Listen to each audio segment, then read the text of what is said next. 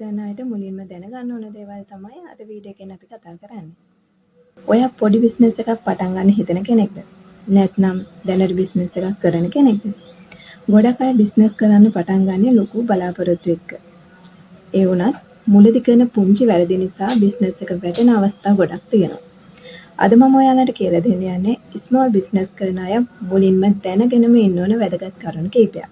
Video එක අන්තිම වෙනකන් බලන්න. මොකද මේ දේවල් ඇත්තටම ඔයාගේ බිස්නස් එක වෙනස් කරන්න පුළුවන්. ඉතින් මුලින්ම අපි කස්ටමර් කවුද කියලා අඳුන ගන්න ඕනේ. ගොඩක් අය කරන ලොකු වැරද්දක් තමයි හැමෝටම විකුණන්න උත්සාහ කරන එක.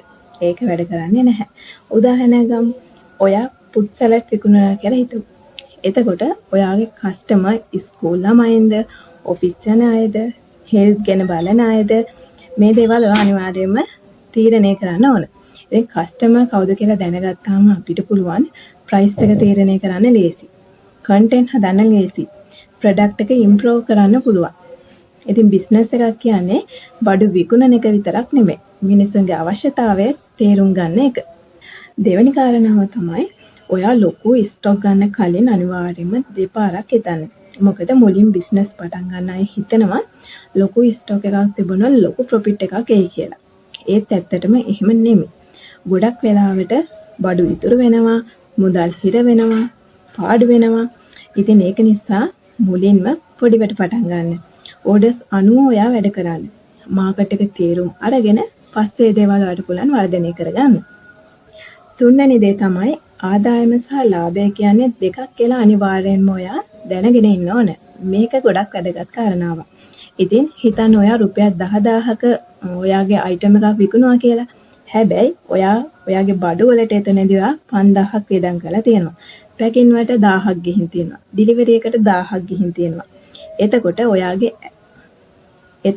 ඔයාගේ ඇත්ත ලාභය මෙතනදී රුපියල් 3000ක් වගේ නෙවෙන්නේ. ඉතින් ඒක නිසා විකුණුම වැඩි කියලා සතුටු වෙන්න කලින් ඔයාට ගිහින් තියෙන වියදම අනිවාර්යයෙන්ම බලලා ඉන්න.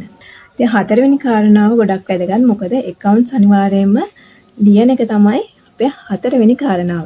ඉතින් අද ගොඩක් ස්මෝල් බිස්නස් කරන අය අසාර්ථක වෙන්න එක හේතුවක් තමයි මේ සල්ලි ගනුදෙනු මේ දේවල් වැඩ කරන එක ලියලා තියාගන්න නැති එක.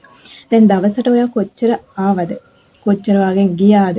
කවුද ඕඩර් කරේ? මේ දේවල් ෆෝන් එකේ නෝට්ස් වල හරි අනිවාර්යයෙන්ම ලියලා තියාගන්න එක ගොඩක් වැදගත්. ඉතින් ඒක නිසා අනිවාර්යයෙන්ම ඔයා accounts ලියන්න පුරුදු වෙන්න. ඉතින් පස්වෙනි කාරණාව විදිහට මම ඔයාලත් එක්ක කතා කරන්නේ social media ගැන. ඉතින් social media කියන්නේ ඇත්තටම අපිට නොමිනේ ලැබෙන මාකටිං එකක්.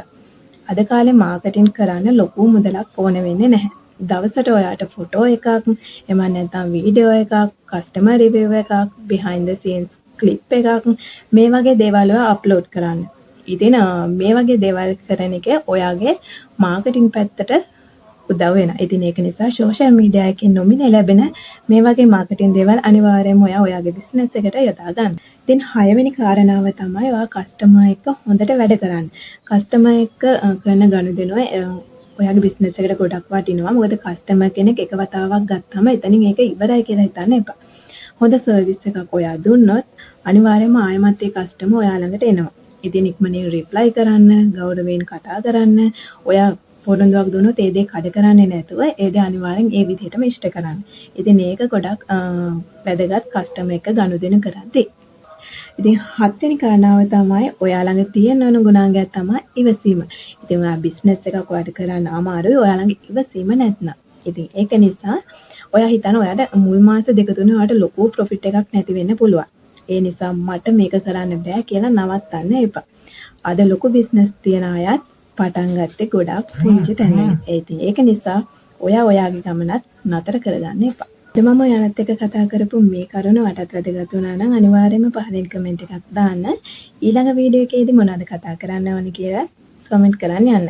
තව දෙයක් තමයි ඔයාලට මේ වගේ වටිනා වැදගත් දේවල් අපේ channel එකෙන් ඉදිරියේදී බලා ගන්න පුළුවන්. ඒක නිසා අපේ channel එක subscribe කරන්න අමතක කරන්න එපා. එහෙනම් ගිහින් එන්න හැමෝටම සුබ දවසක්.